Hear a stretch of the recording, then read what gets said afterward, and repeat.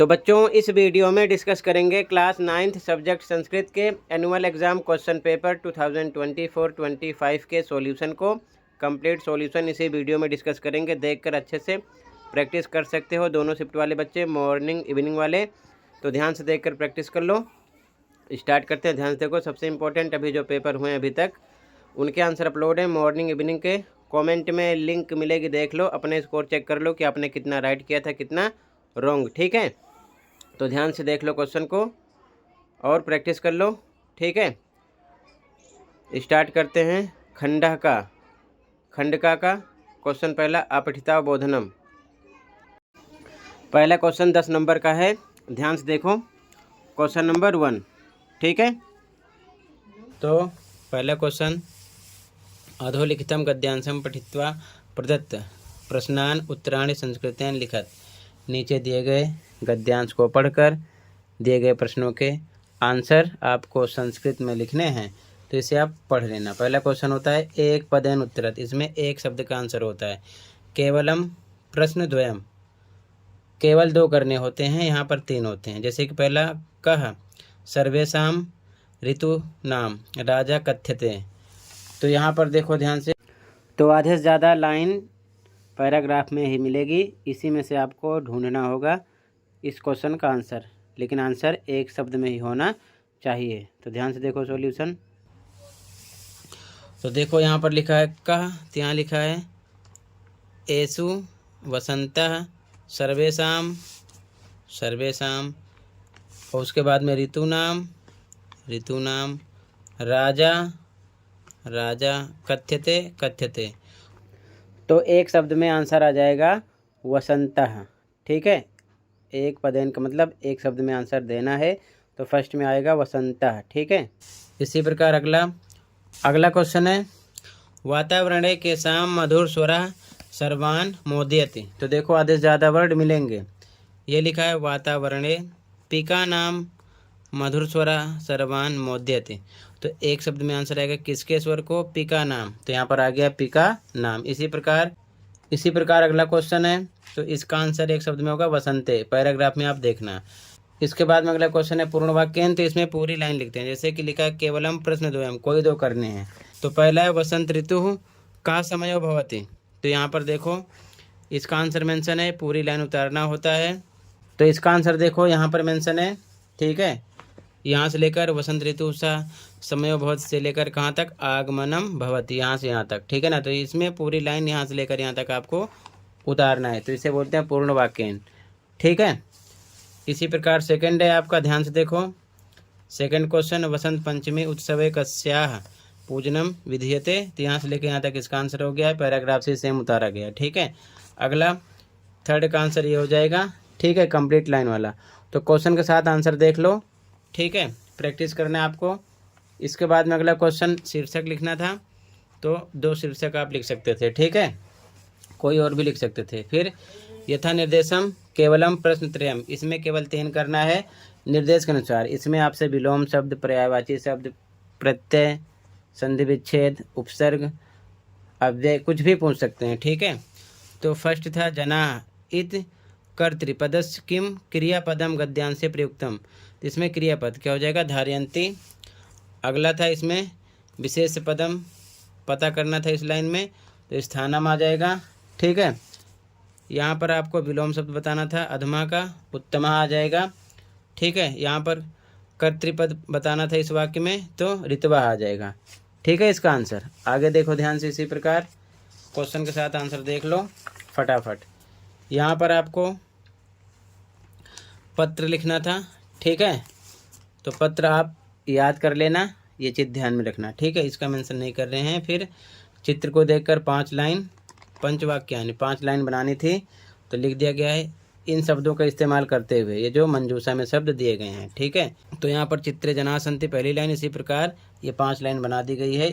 इनमें से ये वर्ड हर एक लाइन में आने चाहिए, तो एक वर्ड का इस्तेमाल किया गया है। ठीक है, जैसे यहाँ पर राष्ट्रगानम आ गया, इसमें प्रशंसकाः आ गया। ठीक है, इस लाइन में ये शब्द आ गया है, इस लाइन में ये शब्द आ गया है क्रीडकाः। ठीक है, तो इसका यहाँ पर इस्तेमाल होना चाहिए एक वर्ड का। ठीक है, उस हिसाब से लाइन बनानी होती है। इसके बाद में यहाँ पर चॉइस है, अथवा लिखा गया है, ये नहीं करना है। तो यहाँ पर संस्कृतस्य महत्वम, इस पर आपको एक अनुच्छेद लिखना है, ठीक है। और यहाँ पर मंजूषा में शब्द दिया गया, इन शब्दों का इस्तेमाल करते हुए, ठीक है। इसके बाद में संस्कृत बनानी होती है। हिंदी की लाइन, पिता पुत्र को धन देता है, पिता पुत्राय धनम ददाति। इसी प्रकार ये आंसर लिखे गए हैं इनके, ठीक है। ध्यान से देख लो, क्लियर है। आगे देखो ध्यान से। इसके बाद में अगला क्वेश्चन, संधि विच्छेद या फिर संधि करना होता है। तो यहाँ पर विच्छेद करना है, क्योंकि यहाँ पर संधि है। तो महत प्लस धनु हो जाता, वायु प्लस अपित, इसको जोड़ना था, वायुरपि हो जाता, ठीक है। उसके बाद में इत्यत्र, तो इसका विच्छेद करना था, इत प्लस अत्र। फिर इदम प्लस मनः, तो जोड़ना था, इदम मनः। घृतोत्पत्ति, तो घृत प्लस उत्पत्ति हो जाता है इसका, ठीक है।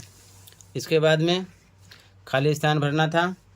यहाँ पर आता राज्ञः, यहाँ पर नदी, यहाँ पर कवये, यहाँ पर बालका, यहाँ पर सह, ठीक है।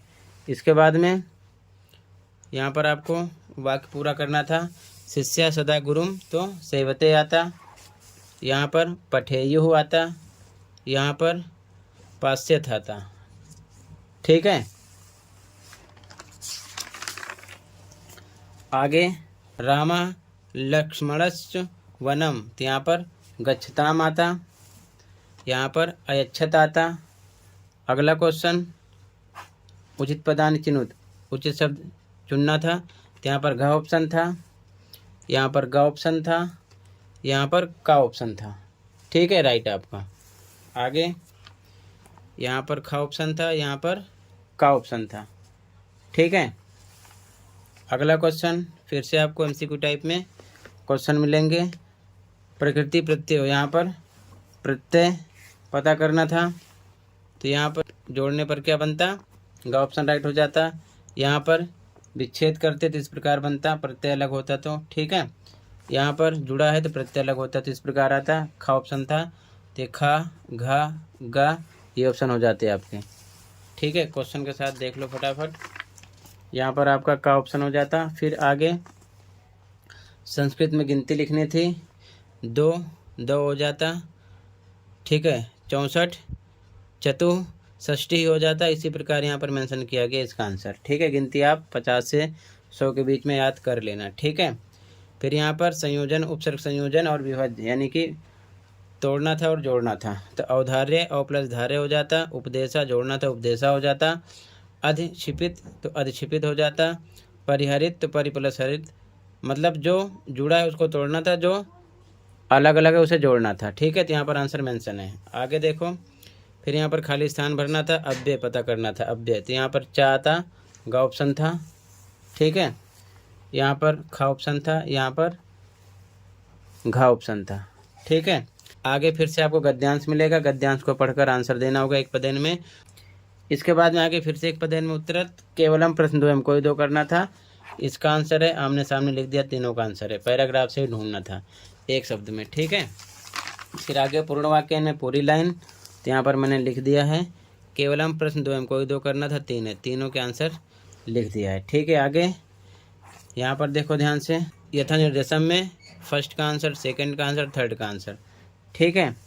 फिर अगला फिर से पद्यांश मिलेगा, एक पदेन में एक शब्द में आंसर इसी में से, तो राइट आंसर सामने लिखा है। पूर्ण वाक्य में पूरी लाइन, तो यहाँ पर आंसर लिख दिया है, ठीक है। ये पढ़ लिया करो, केवलम प्रश्न द्वयम कोई दो करना है, यहाँ पर केवलम प्रश्न द्वयम कोई दो करना है। जितना बोला जाए उतना ही करना होता है, ठीक है ना, फालतू करने का नंबर नहीं मिलता है। आगे यथा निर्देशम में भी आंसर सामने लिखे गए हैं, ठीक है, फर्स्ट का, सेकंड का, थर्ड का। फिर आपको नाट्यांश पढ़ना होगा और पढ़कर इसी में से आंसर देने होंगे। तो नाट्यांश को पढ़ लेना, एक पदेन में एक शब्द का आंसर, राइट आंसर फर्स्ट का, सेकंड का, थर्ड का, एक एक शब्द में लिखा गया है, ठीक है। इसके बाद में पूर्ण वाक्य में पूरी लाइन लिखनी होती है। तो यहाँ पर फर्स्ट का आंसर, सेकंड का आंसर, थर्ड का आंसर लिखा गया है। फिर यथा निर्देशम में सामने फर्स्ट का, सेकंड का, थर्ड का आंसर लिखा गया है। फिर इसके बाद में प्रश्न निर्माण करना होता है, ठीक है। तो जहाँ पर अंडरलाइन है वहाँ पर यह शब्द यूज़ करना है, जैसे मनः, फिर क्री दृश्यमाता फिर भवते लिख के पूर्ण विराम हटा देते और क्वेश्चन मार्क लगा देते। तो एक एग्जाम्पल ध्यान से देखो, ठीक है। मनः, तो यहाँ पर आता मनः, फिर ये हट गया, की दृश्यमाता फिर भवती सेम लिखते और लास्ट में क्वेश्चन मार्क। ऐसे ही अंडरलाइन वाले शब्द पर ये शब्द लिखकर आपको लास्ट में क्वेश्चन मार्क लगाना है, बाकी पूरी लाइन सेम, ठीक है। फिर आगे श्लोक होता है, श्लोक को पढ़ लेना, ठीक है। फिल करना होता है इसी हिसाब से। तो फर्स्ट सेकंड थर्ड में जो फिल करना है लिख दिया गया है, इस मंजूषा वाले शब्द से ही फिल करना था। फिर आगे चॉइस थी, नीचे वाला क्वेश्चन में भी सेम, यहाँ पर मंजूषा शब्द दिया इसी में से भरना था, तो यहाँ पर राइट आंसर लिख दिया गया है, ठीक है। ऐसे ही भरना था। फिर इसके बाद में घटनाक्रम के अनुसार लगाना था। तो ध्यान से देखो, ये तीसरे नंबर पे आता, ये पाँचवें नंबर पर, ये दूसरे पर, ये चौथे पर, ये आठवें पर, ठीक है। आगे ये पहले पे आता, ये छठे पर आता, ये सातवें पर आता, ठीक है। स्टोरी जब आप पढ़ोगे तभी घटनाक्रम वाले क्वेश्चन को सही कर पाओगे। फिर अगला क्वेश्चन जो था, यहाँ पर का ऑप्शन था इसमें राइट, इसमें खा ऑप्शन था, यहाँ पर घ ऑप्शन था, यहाँ पर गा ऑप्शन था राइट, ठीक है। फिर लास्ट वाले में मैचिंग करना था। तो यहाँ पर फर्स्ट का वस्त्रय से आता, ठीक है। सेकंड का आता ब्रह्म युक्त से, थर्ड का धनुर्धर, और उसके बाद में फोर्थ का आता स्वादिष्टानी, ठीक है। यहाँ पर आंसर इस साइड लिखा है। तो कंप्लीट पेपर को मैंने आंसर के साथ क्वेश्चन के साथ डिस्कस कर दिया, ठीक है। तो बच्चों अच्छे से प्रैक्टिस कर लो, कहीं पर कोई डाउट है तो कमेंट कर सकते हो। ज़्यादा तैयारी के लिए इस सेशन का आप मिड टर्म पेपर भी तैयार कर लो, ग्रामर सेम आ सकते हैं, ध्यान रखना। और आप एनुअल प्रैक्टिस पेपर भी तैयार कर लो, सॉल्यूशन अपलोड है, चैनल पर देख लो, प्लेलिस्ट मिल जाएगी, वहाँ से देखकर तैयारी कर सकते हो। तो कर लेना। टोटल इतना ही था, मिलते हैं अगली वीडियो में। Thank you for watching and take care, okay.